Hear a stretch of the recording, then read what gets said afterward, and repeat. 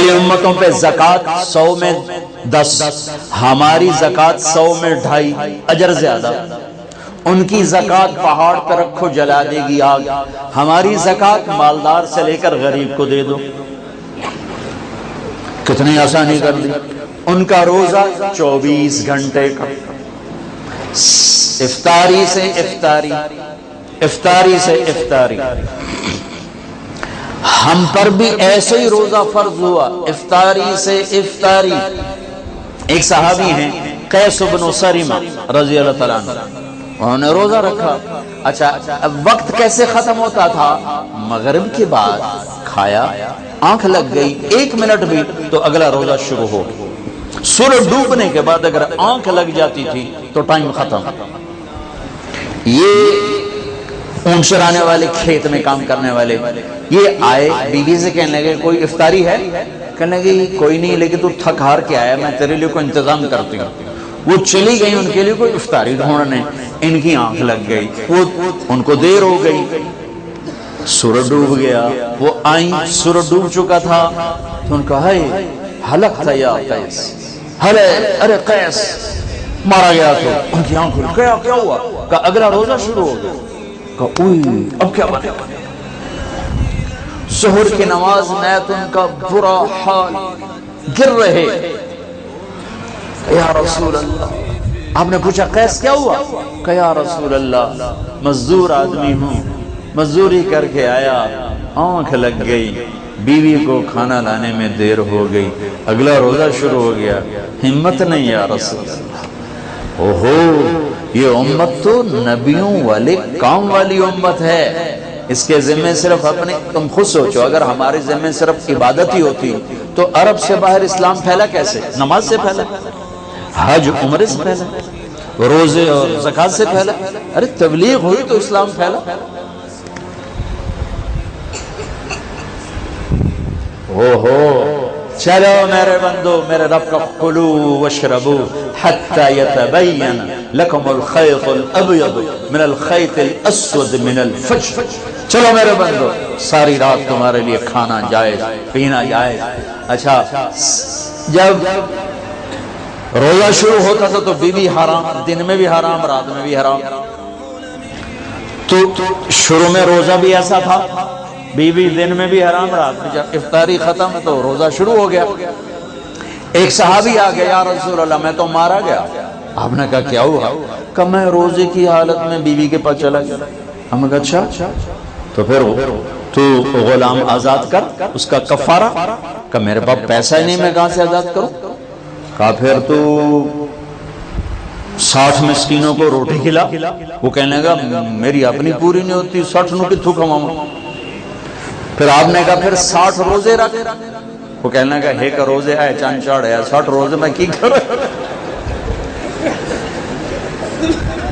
آپ نے کہا اچھا بھائی بیٹھ جا، تیرا انتظام کرتا ہوں۔ اللہ نے اس امت کو بڑے لاڈ دیے ہیں، بڑے لاڈ دیے ہیں۔ اتنے میں ایک انصاری صاحب ہے، یا رسول اللہ یہ صدقہ ہے کھجور، آپ تقسیم فرما دیں۔ آپ نے کہا بھائی وہ کدھر ہے؟ کہا جی بیٹھا ہوں۔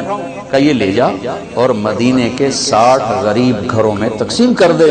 کہنے لگا یا رسول اللہ، اللہ کی قسم مدینے میں مجھ سے بڑا غریب کوئی نہیں، آپ میرا کفارہ مجھے دو، میں آپ پہ کھاواں۔ تو آپ اتنا ہنسے کہ آپ کی داڑھیں نظر آنے لگی۔ آپ چل موج کرتا ہی نہیں دیتے، لیکن یہ قانون صرف تیرے لیے بدلا ہے اور کسی کے لیے نہیں بدلا۔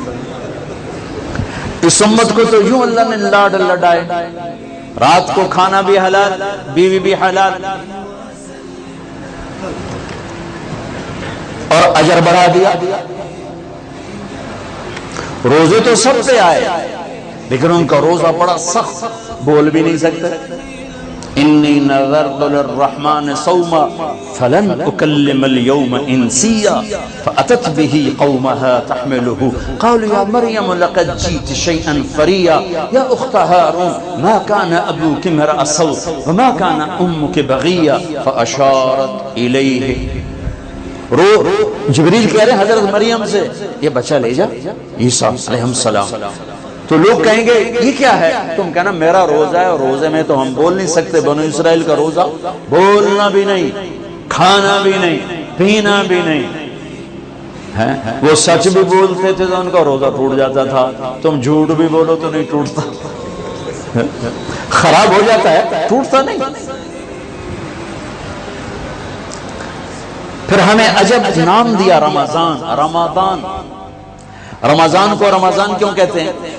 اللہ نے رمضان کے مہینے، روزے کے مہینے کا نام اللہ نے خود رکھا، باقی 11 مہینوں کے نام عربوں نے رکھے، اور رمضان کا نام اللہ نے رکھا۔ کیوں؟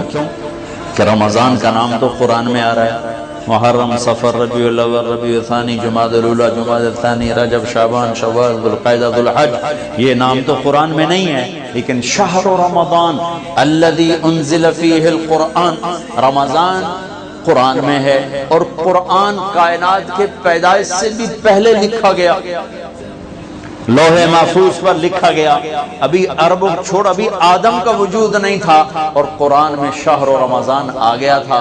اسی نام کو اللہ نے روزے کے مہینے کے لیے چن کے رکھوایا، ایک مناسبت تھی اس وجہ سے۔ رمضان کہتے ہیں جل جانا، رمضان جل جانا، رمضان یرمض، جلنا، جلنا۔ تو رمضان کو رمضان کیوں کہا؟ اس میں جلنے کا معنی کیا ہے؟ اس میں جلنے کا معنی یہ ہے کہ 330 دن میں جو گناہ کیے تھے، پہلا روزہ رکھتے ہی گناہوں کو اللہ جلانے کا حکم دے دیتا ہے، دوسرا روزہ اور جل گیا، تیسرا روزہ اور جل گیا، چوتھا روزہ اور جل گیا، پانچواں روزہ اور جل گیا، 30ویں روزے 330 دن کے سارے گناہ جلا کے اللہ راکھ بنا کے اڑا دیتا ہے، جیسے سونا آگ سے نکل کے پاک کندن ہوتا ہے، ایسے ہی اللہ کا بندہ بندی رمضان کے بعد پاک کندن ہو کے باہر نکل آتا ہے، اس لیے اس کو کہتے ہیں رمضان، کہ اللہ اس میں گناہ جلاتا ہے، گناہوں کو جلاتا ہے۔ کسی امت کو لیلۃ القدر نہیں دی، ہمیں لیلۃ القدر دی، 21، 23، 25، 27، 29، کوئی ایک رات ہوگی، 27 فکس نہیں، کوئی ایک ہوگی، اور وہ ایک رات 1000 مہینے کی بندگی سے زیادہ بہتر۔ ایک آدمی 1000 مہینہ مصلی پہ کھڑا رہے، اور ایک آدمی ایک رات جا کے گزار لے، تو یہ اس سے بہتر ہے، برابر نہیں، بہتر، اس سے بہتر۔ اللہ نے چھپا دی تاکہ کوئی ناقدری کرے تو عذاب نہ آئے، چھپانے کا مقصد عذاب سے بچانا تھا۔ لیلۃ القدر ہو اور ادھر ناچ گانا ہو رہا ہو تو عذاب نہ اترتا تو اور کیا ہوتا؟ تو اللہ نے چھپا دیا تاکہ گناہ کر رہا ہے تو غفلت میں کر رہا ہے، اللہ کا قانون حرکت میں نہ آئے، اور طلب کرنے والوں کا اجر بڑھا دیا کہ 21 کو بھی جاگا، 23 کو بھی جاگا، 25 کو بھی جاگا، 27 کو بھی جاگا، 29 کو بھی جاگا۔ اور اب تو ویسے رمضان کی راتیں بہت چھوٹی ہوں گی، چند گھنٹوں میں رات ختم ہو جائے گی، تو بڑے مزے ہیں۔ ایک رات اگر مل گئی تو 80 سال سے زیادہ کی بندگی کا اجر آپ کے کھاتے میں لکھا گیا۔ پہلی امتوں کو یہ رات نہیں ملی، ہمیں یہ رات ملی۔ اس رات سب کی بخشش اللہ فرما دیتا ہے، 4 آدمی نہیں بخشے جاتے۔ ابھی سے تیاری کرو، ابھی سے تیاری کرو۔ 4 آدمی، شعبان شروع ہو چکا ہے، چاند نظر آ چکا ہے، آج 5ویں رات ہے۔ 4 آدمی شب قدر میں بھی نہیں بخشے جاتے، 4 آدمی شب قدر میں بھی نہیں بخشے جاتے۔ مدمن الخمر، شراب پینے والا، شراب کا عادی، عاق لوالدیہ، ماں باپ کا نافرمان، ماں باپ کا نافرمان، قاطع رحم، رشتہ داروں سے تعلق توڑنے والا، رشتہ داروں سے برا سلوک کرنے والا، المشاحن، المشاحن، دل میں کینہ پالنے والا، کینہ۔ ایک ہوتا ہے بغض، یہ چھوٹا درجہ ہے، ایک ہے کینہ، اس سے بڑا درجہ ہے۔ بغض کیا ہے؟ مجھے مولی شوکت سے نفرت، یہ بغض۔ کینہ کیا ہے؟ کہ میں نفرت بھی کرتا ہوں اور اس سے نقصان پہنچانا چاہتا ہوں، کسی طرح سے اس کو نقصان پہنچانا چاہتا ہوں، جانی ہو، مالی ہو، عزت کا ہو، اس کو نقصان پہنچانا چاہتا ہوں، اس کو کہتے ہیں شاحن، اور اردو میں کہتے ہیں کینہ۔ تو 4 آدمی شب قدر میں بھی نہیں بخشے جاتے، شراب پینے والا، ماں باپ کا نافرمان، رشتہ داروں سے توڑنے والا اور کینہ پالنے والا۔ تو بھائیو ابھی سے تیاری کرو، اگر اللہ نہ کرے اس مجمع میں کوئی ایسا ہو، اگر کوئی ہے، اللہ غفور الرحیم ہے، انسان گناہگار ہے، تم توبہ کرو، اللہ معاف کرے گا۔ ایسے جھاڑو پھیر دے گا کہ ایک مچھر کے پر کے برابر بھی تمہارے جسم پہ گناہ باقی نہیں رہے گا۔ پھر اللہ نے ہمیں تراویح کی نماز دی جو کسی امت کو نہیں دی، ہمیں دی۔ ہمارے نبی نے 3 دن پڑھی، اس کے بعد چوتھی رات سب بیٹھے ہوئے، حتیٰ کہ سحری کا وقت ہو گیا، آپ نہیں آئے۔ پھر فرمایا صبح میں دیکھ رہا تھا تمہارا شوق و ذوق، لیکن میں اس ڈر سے نہیں آیا کہیں تم پہ واجب نہ ہو جائے۔ میں قربان جو اپنے نبی کی محبت اور رحمت پر کہ میں چوتھے دن اس لیے نہیں آیا کہ تم پہ واجب نہ ہو جائے۔ اب آپ نے وہ کتنی پڑھی، اس کی تعداد کسی صحیح حدیث سے معلوم ہے، ایک ضعیف حدیث میں آتا ہے 20 تراویح پڑھی آپ نے، لیکن حضرت عمر کا عمل اس تعداد کو متعین کرتا ہے۔ صدیقی دور میں تراویح لوگ پڑھتے تھے، ایک حافظ کے پیچھے 10، ایک کے پیچھے 20، ایک کے پیچھے 50، الگ الگ۔ عمر رضی اللہ تعالیٰ عنہ نے سب کو جمع کیا، ابی بن کعب کو امام بنایا اور 20 تراویح کو جاری فرمایا۔ اس دن سے لے کر آج تک حرمین 20 تراویح کے ساتھ روشن ہے، مزین ہے، چونکہ یہ اوکھی نماز تھی۔ اور خاص طور پر جیسی سحری ہم کھاتے ہیں، پہلے پکوڑے، اتو سموسے، اتو جلیبیاں، اتو کوئی کباب، کوئی پیس، اتو کوئی 7 اپ، ایس باری روح افزادی تباہی پھرنی، اور پھر پڑے ہوتے ہیں ہون ترابیاں کہ میں پڑھی ہے تو بندیاں طرح کھاتے آپ پہ ہی پڑھ سکنا، کھایا ہی ویشیوں کی طرح۔ جو افطاری پہ تباہی پھیرتے ہیں، سارے روزے کا مقصد ہی فوت ہو جاتا ہے۔ روزے کا مقصد ہے گندے، ایک تو اللہ کا امر ہے، جسم کے لیے جو روزے کا فائدہ ہے وہ جسم کو جلانا ہے، گندے فاضل چیزیں جو جمع ہو جاتی ہیں وہ بھوک اور پیاس سے جل جل جل جل پورا جسم صاف ہو جاتا ہے۔ لیکن ہم اتنا ٹھوکتے ہیں افطاری میں اس کے اندر، اور پھر سحری پہ پراٹھوں کی بھرمار، وہ الٹا مزید رمضان میں بیمار ہو جاتا ہے۔ اور عید دی سیویاں کھا کھا ڈاکٹراں دی موج بنی ہوندی، سارے کلینک بھرے پڑے ہوتے ہیں۔ بھوکا رکھو اپنے آپ کو، بھوک محسوس کرو، پیاس محسوس کرو، پورا جسم دھل جائے گا، صاف ہو جائے گا۔ اگر کنٹرول کر کے کھاؤ تو تراویح چونکہ مشقت ہے تو چلو بھائی چیک سائن کیا، تراویح کے ہر سجدے پہ 1500 نیکی لکھی جائے گی۔ 40 سجدے 60,000 نیکیاں لو۔ تراویح کے ہر سجدے پر جنت میں ایک گھر بنے گا جس کے 60,000 سونے چاندی کے دروازے ہوں گے، سرخ یاقوت۔ تراویح کے ہر سجدے پر جنت میں ایک درخت لگے گا جس کے نیچے 100 سال گھوڑا دوڑ سکتا ہے۔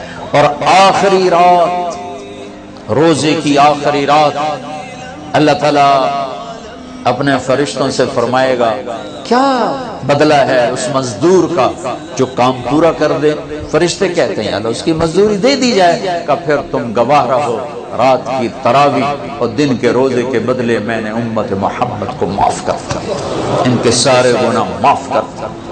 اور عید کی نماز پر فرشتے اترتے ہیں، گلیاں بھر جاتی ہیں، پکارتے ہیں چلو اپنے رب کی رحمت کی طرف۔ اور اللہ کہتا ہے آج جو دنیا کا مانگو گے تمہاری مسلط کو دیکھوں گا، جو آخرت کا مانگو گے سب کچھ تمہیں دوں گا، لیکن 4 آدمیوں کے بغیر، شراب پینے والا، ماں باپ کا نافرمان، رشتہ داروں سے توڑنے والا، لوگوں کے بارے میں کینہ اور بغض پالنے والا، اس کے علاوہ سب جاؤ جاؤ جاؤ۔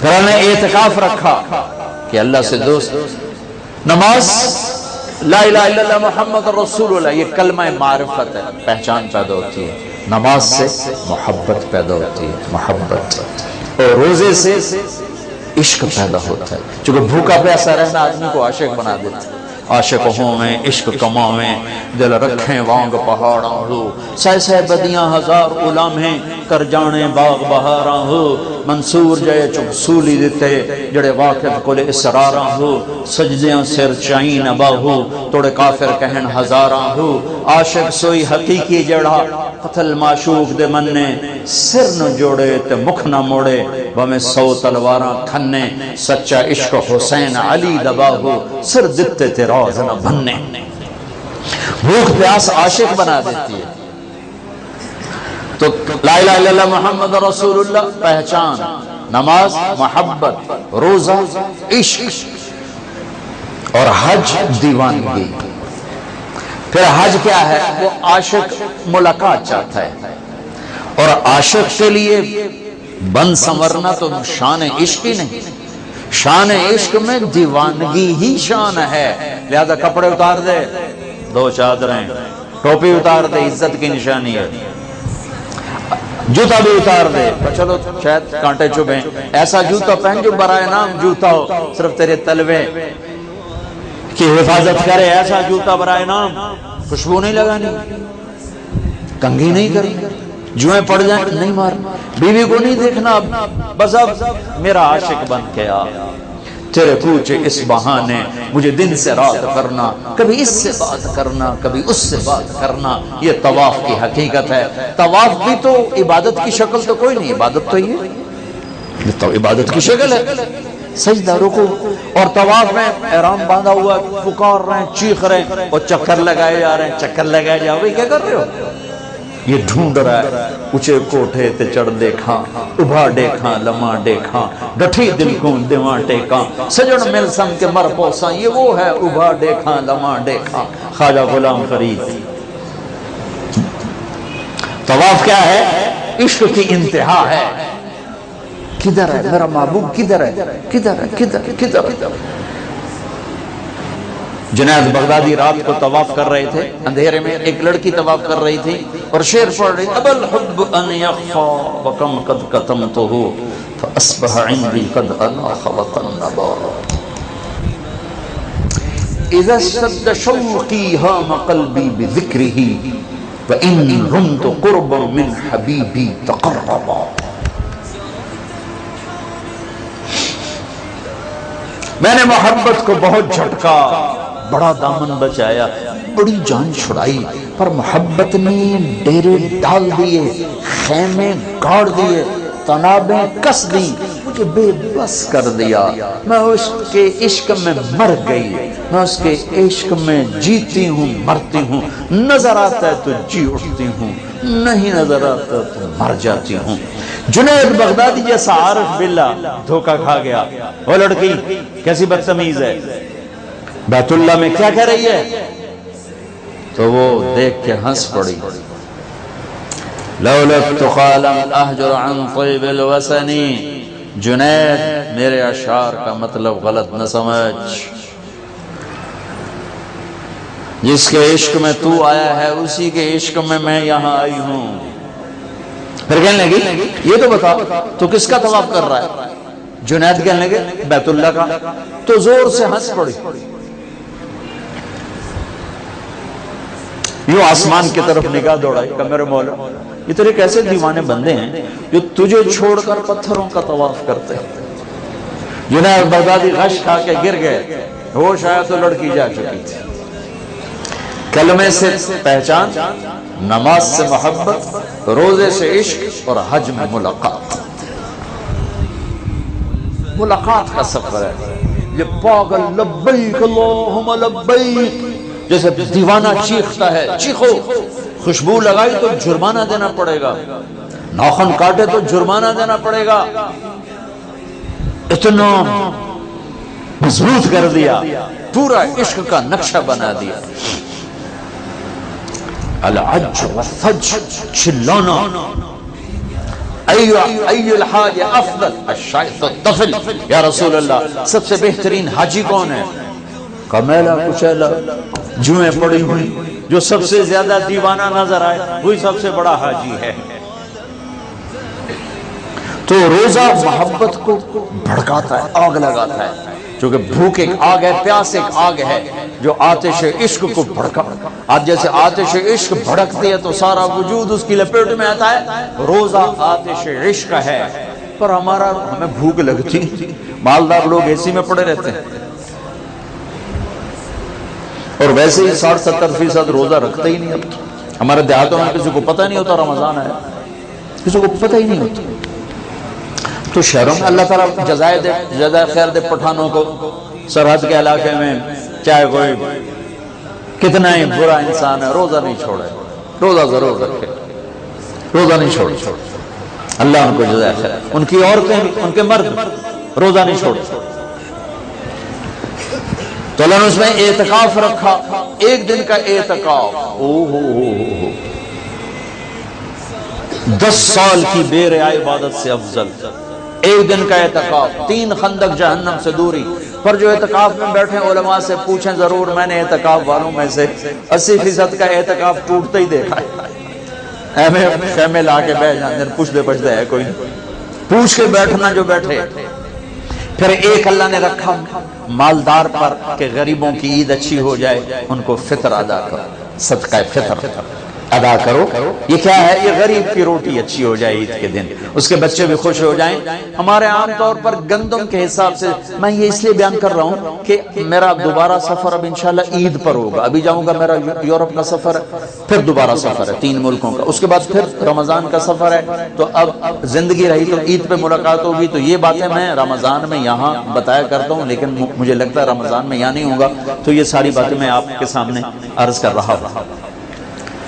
صدقہ فطر ہے، عام طور پر لوگ گندم کے حساب سے دیتے ہیں، جو آج کل میرے خیال میں 80 روپے بنتے ہیں۔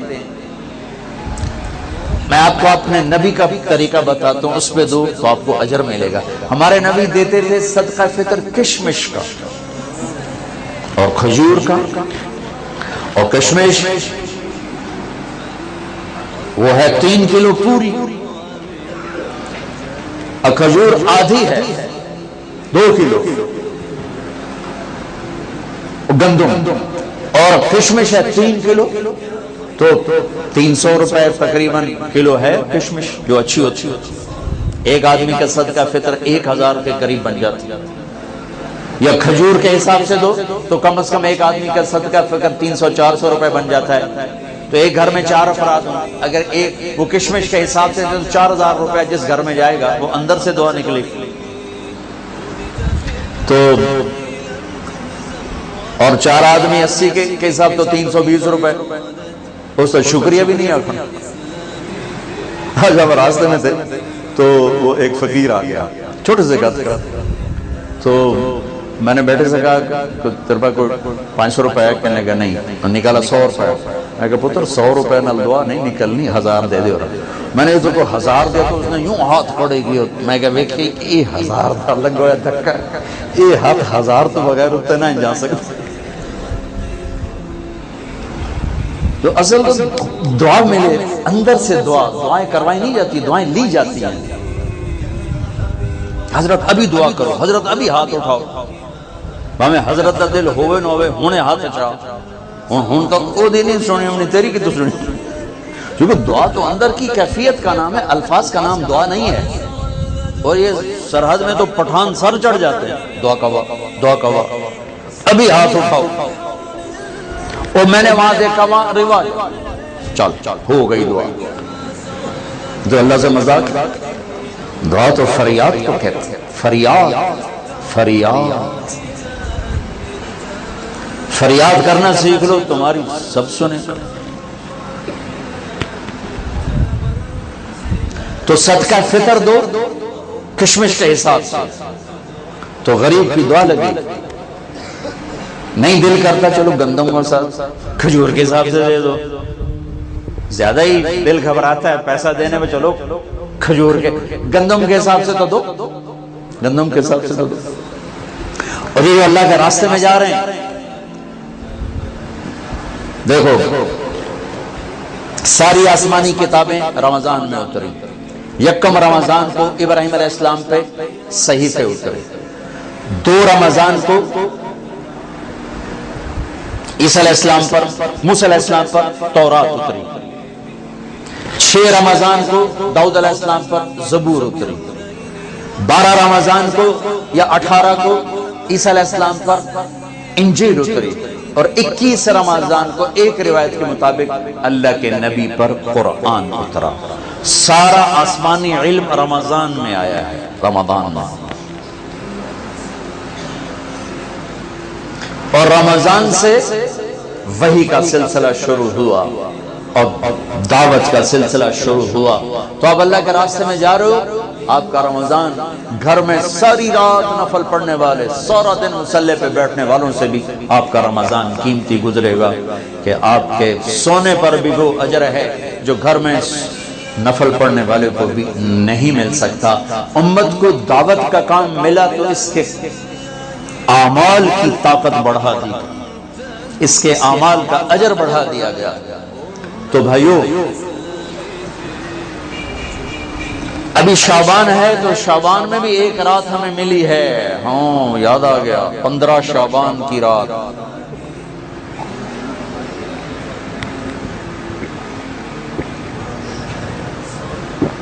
ہمارے نبی شعبان میں روزے بہت رکھتے تھے. ہم عائشہ نے پوچھا آپ اتنے روزے کیوں رکھتے ہیں؟